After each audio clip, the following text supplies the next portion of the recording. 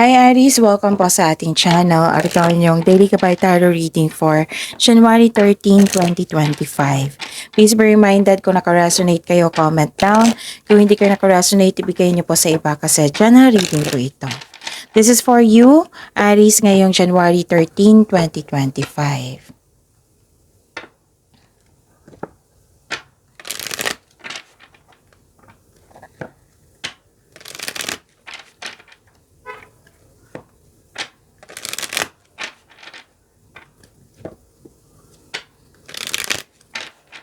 Para po ito sa inyo, Aries, ngayong January 13, 2025. Maraming salamat po sa inyong patuloy na suporta at maraming salamat din po sa mga hindi nag-skip ng ads. Gamitin ang reading na ito bilang gabay lamang sa mga hindi pa nag-subscribe. Subscribe na po kayo at click bell notification para malaman nyo na may bago tayong video. Para sa mga gusto magpa-reading po, may lumabas dyan sa screen nyo ngayon. Panoorin nyo po at sundin ang instruction. Calling the attention sa mga suki ko dito na Aries, open na po inyong monthly Kapay Tarot reading for January 2025. May 6 months from now reading tayo at love life reading po. So message me, Aries for schedule. Maraming salamat po. Spirits Guide, mga ganap po para kay Aries ngayong January 13, 2025.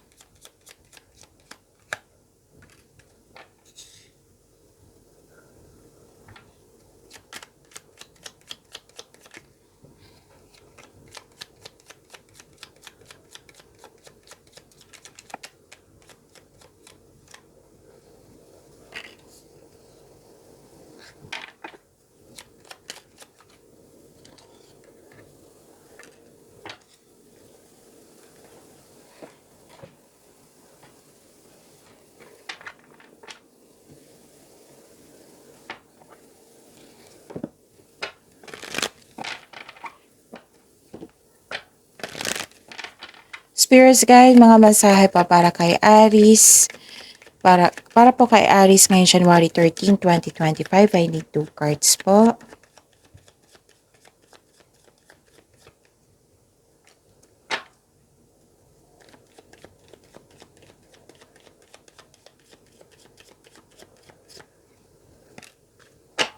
Okay, Aries. Ngayong January 13, 2025, nakita ko dito na nagkaroon po ng malakas ang iyong intuition. Nagkaroon ng time for reflection. This is good. And mas lumawak yung ambition mo sa buhay, goal mo sa buhay, nag-update ka. Tapos may nakita ko dito na malalaman mo yung totoong intensyon ng isang tao sa iyo. Pwede din na nalaman mo yung kung sino yung taong hindi totoo sa iyo, nanloko sa iyo, ganun. Dalawang card kasi nagsabi dito na may malalaman kayo ngayong araw na ito, lalo na yung sekreto. Tapos, nakita ko rin dito na nagsaliksik kayo, pwedeng nagbabasa din kayo na sa internet, sa libro, sa document, sa module, letter, para may makuha kayong kaalaman. Okay, kung gusto niyo malapat, kung gusto niyo pong malaman na kung sino ito, patanungin niyo po yung intuition niyo. Kung hindi niyo po alam kung paano mag-process ng inyong, mag-connect sa inyong intuition, i-search niyo po sa Google on how to connect your intuition kasi maraming paraan yan. Okay? At may nakita ko ditong concern sa isang tao na sobrang stricto, pwede din mahirap kausap. Or pwede din may tutol sa inyong desisyon, may naalala kayong loss of connection sa isang tao, nagkaroon ng delay sa hinihintay nyo, delay sa paggawa ng aksyon kasi may hesitation, pwede delay sa paggawa ng desisyon kasi may tutol. So follow your bliss and trust there's a divine plan. Spirits Guide, ano po yung energy ni Aries ngayong January 13, 2025?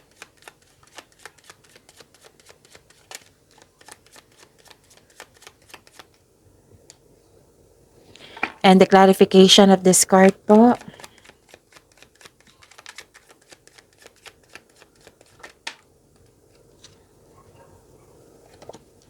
Okay. Sa mga may oras dyan, kung gusto nyo po, panoorin nyo po yung 2025 tarot reading nyo po. Uploaded no December 16, 2024. Kompleto po iyon from January to December 2025. Bawat buwan, may love reading, career, and money reading. Hanapin nyo po sa channel natin, scroll down nyo lang po. Meron din po kayong 3 video tungkol sa inyong January 2025. Again, visit our channel, scroll down nyo lang po hanggang sa makita nyo na po at panoorin nyo po kung gusto nyo po. Kung may narinig kayo, may nakita kayong repeating message, meaning to say, pinupush ng cards nyo yan, kasi ang ilan sa inyo hindi pa binigyan ng atensyon, na kung maaari din po, bigyan nyo po ng solusyon at aksyon. Remember, Aries, at the end of the day, alam mo na ikaw lang ang taong may kakayahan at responsable na gumawa ng sarili mong katotohanan at kinabukasan. So ano yung energy ni Aries ngayon? Nakita ko dito na nagkaroon po ng moving on from challenges. You are now focused on mind healing instead of suffering. Lumalayo ka sa isang tao na nagdulot ng toxic connection. Lumalayo ka sa hamon ng pananalapi na iyong naranasan ngayon, ngunit may takot ka rin bumalik yung naranasan mong hirap. Ang sabi po ng card dito, focus kayo and have faith. I-release mo yung nararamdaman mong negativity, palitan mo ng positibo na ma-motivate ka ulit. Positive affirmation po ay kailangan. I am loved, I am healthy, I am blessed, I am safe, and so on. Yung mga magandang salita po, yan, para ma-attract nyo po. Okay? So this is good kasi you are now moving on from challenges. Okay? At nakikita ko dito na nagkaroon po ng parang may iniiwasan ka. Okay?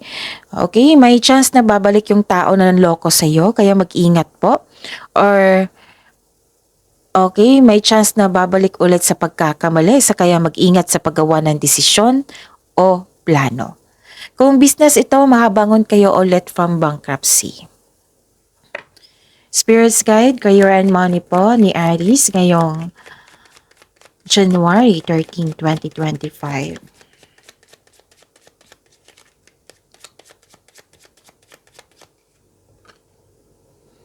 And the clarification of this card po.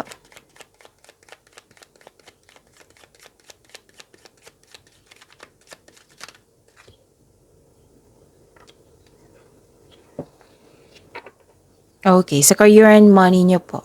Nakita ko dito na nagkaroon po ng concern sa immature na tao. Yung sabi ng oracle card nyo na may mahirap kausap dito. Oversensitive, selfish, immature, yan yung naiirita ka. Pwede sa pangyayari or sa kanyang pag-uugali. Mag-ingat sa sasabihin mo ngayon sa isang tao kasi baka masaktan po siya kasi naging sensitive po ito. May immature dito na tao na may mangyayaring confrontation dahil sa hindi maganda yung mga ginagawa niya at sa kanyang pinagsasabi. And nakita ko rin dito na wala ka ng time sa sarili mo. You may be taking life too serious. Kailangan nyo ng balanse sa oras. Kailangan ng panahon sa inyong sarili at sa pamilya. At nakikita ko rin dito na nagkaroon po ng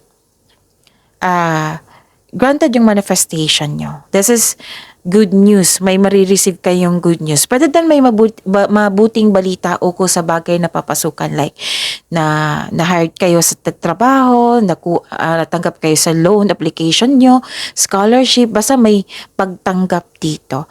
May parating na masaganang pasimula sa workplace mo, sa negosyo mo man yan. Mag-ingat kayo sa maggawa ng plano para magtagumpay ito. Ilan sa inyo din-develop ang inyong hobby or skills para magamit mo pandagdag income. Tutok ka ngayon sa inyong trabaho, sa inyong negosyo. You are putting effort without rushing. Spirits Guide, Love, Life, Self-Love, Partnership, and Romance ni Aries ngayong January 13, 2025.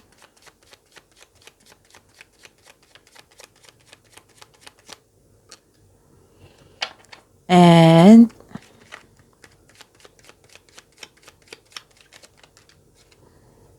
okay. Maraming salamat po sa patuloy na tiwala at suporta sa ating channel. At maraming salamat din po sa mga hindi nag-skip ng ads.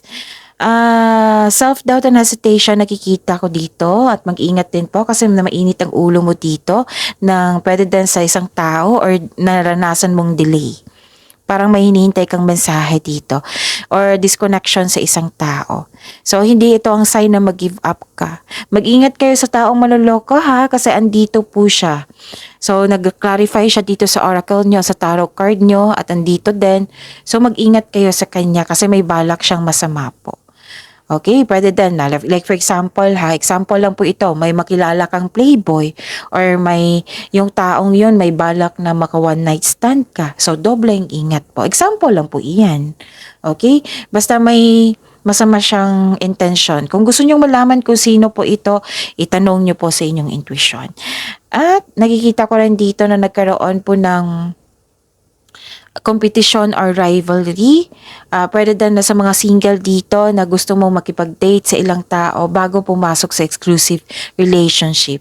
So, mas mainam ito para kilalanin mo munang mabuti kung swak ba kayo sa isa't isa. Dalawang card na po nagsabi dito na iirita kayo sa tao na parang tanong na tanong, na compare comparison competition, rivalry. Okay, so mag-ingat na lang po. So yun, pagyamanin nyo po yung blessings sa binigay sa inyo, Aries. See you tomorrow. Please like, subscribe, and click po button for notification para updated po kayo sa daily tarot reading natin. Maraming salamat po.